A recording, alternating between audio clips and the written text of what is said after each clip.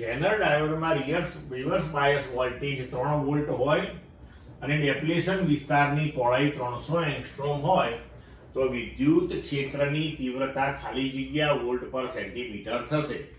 વિકલ્પ આપ્યા છે A 10⁴, B 10⁶, C 10⁸ અને D 10⁻². જો અહીંયા ધ્યાન રાખો કે જવાબ તમારે વોલ્ટ પર સેન્ટીમીટરમાં લેવાનો છે અને ડેપ્લેશન વિસ્તારની પહોળાઈ તમને એંગસ્ટ્રોમમાં આપેલી છે.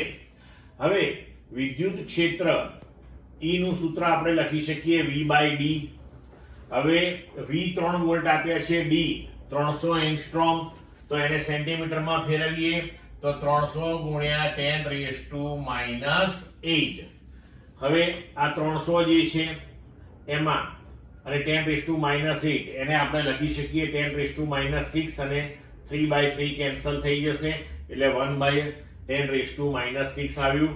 તો હવે E થશે 10⁶ વોલ્ટ પર સેન્ટીમીટર. તો વિકલ્પ પ્રમાણે આપણો જવાબ થશે અહીંયા B.